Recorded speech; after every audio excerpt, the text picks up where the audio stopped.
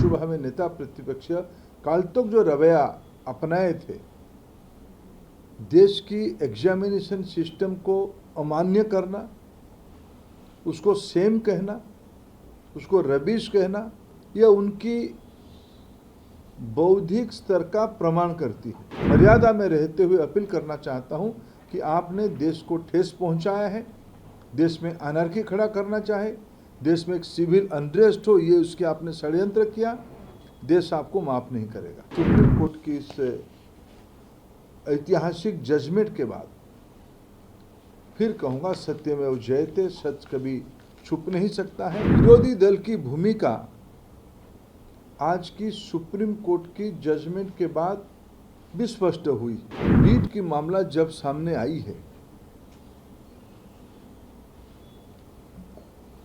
विरोधी दल की भूमिका आज की सुप्रीम कोर्ट की जजमेंट के बाद भी स्पष्ट हुई। विशेष करके देश की नेता प्रतिपक्ष, लोकसभा में नेता प्रतिपक्ष काल तक जो रवैया अपनाए थे, देश की एग्जामिनेशन सिस्टम को अमान्य करना, उसको सेम कहना, उसको रबिश कहना, यह उनकी बौद्धिक स्तर का प्रमाण करती है। आज देश की इसी सारे कॉम्पिटिटिव एग्जामिनेशन में, ना केवल भारत में, विश्व में हमारी आईआईटीएन, हमारी भारतीय शिक्षा व्यवस्था से पढ़े हुए इंजीनियर्स, डॉक्टर्स, आईआईएम जैसे इंस्टीट्यूशन से पढ़े हुए विद्यार्थी दुनिया में अपना प्रतिष्ठा बनाए हैं। भारत की इसमें प्रतिष्ठा बनी है। ये सारे एग्जामिनेशन को निंदित करते हुए राहुल गांधी जी भारत को ही निंदा पहुंचाए हैं। देश की विद्यार्थियों को गुमराह करना, भ्रम पैदा करना, सामाजिक तनाव के लिए प्रोत्साहित करना, यह उनकी राजनीति का एक योजनाबद्ध हिस्सा रहा है। देश में लगातार चुनाव पराजय को स्वीकार नहीं करने के कारण अनर्की, सिविल अनरेस्ट उनकी रणनीति की हिस्सा बनी हुई है।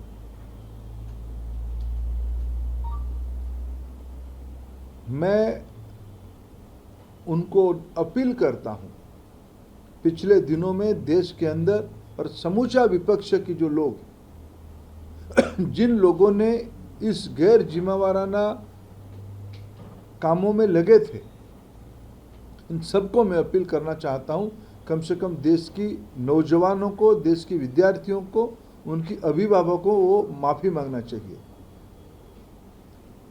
राजनीतिक विषय अलग हो सकती है, लेकिन देश की मैं शुरू से कह रहा हूं, मैं राजनीतिक भाषा नहीं बोलना चाहता हूं। मैं कल लोकसभा में जिस प्रकार की कुतर्क दिया गया, भारत की शिक्षा प्रणाली को निंदित करने का अपचेष्टा किया गया, आज मैं अत्यंत दुख के साथ मर्यादा में रहते हुए अपील करना चाहता हूं कि आपने देश को ठेस पहुंचाया है, देश में अनर्की खड़ा करना चाहे, देश में एक सिविल अनरेस्ट हो, ये उसके आपने षड्यंत्र किया, देश आपको माफ नहीं करेगा। राजनीतिक प्रतिद्वंदिता अलग हो सकती है, राजनीतिक वाद विवाद अलग हो सकती है, लेकिन देश के विद्यार्थी बच्चे सभी के हैं, ये कोई पार्टी के नहीं होते हैं। उनकी खुशी, उनकी नाराजगी हम सभी के हैं। इसलिए मैं पिछले लगभग 2 महीने से सारा विषय को बड़े बारीकी से सरकार की ओर से हम देख रहे थे और संभाल भी रहे थे। हम भी कोशिश कर रहे थे कि कोई किसी भी प्रकार की हमारी वाणी के कारण किसी को आहत ना पहुंचे। लेकिन मित्रों, मैं आज फिर सुप्रीम कोर्ट की इस ऐतिहासिक जजमेंट के बाद फिर कहूँगा, सत्यमेव जयते, सत्य कभी छुप नहीं सकता है। कुछ विषय मैंने कल पार्लियामेंट में कहा भी है। देश की शिक्षा व्यवस्था को सुधारने के लिए, विशेष करके नौजवानों की हितों को सुरक्षित करने के लिए किसी ने क्या किया है, यह ऑन रिकॉर्ड है। हमने तो अपना हिसाब दिया कि हमने पब्लिक एग्जामिनेशन को शुचिता के साथ जोड़ने के लिए कानून भी लाया।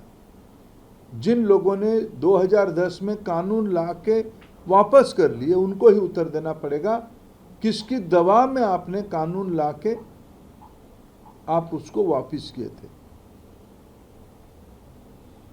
ये सारा विषय समाज के सामने अभी चर्चित है, उसमें सबको अपना अपना उत्तर देना ही पड़ेगा। अगर आप ये वीडियो YouTube पर देख रहे हैं तो हमारे चैनल को सब्सक्राइब करें और बेल आइकन को दबाना ना भूलें। अगर आप Facebook पर ये वीडियो देख रहे हैं तो हमारे पेज को लाइक करें।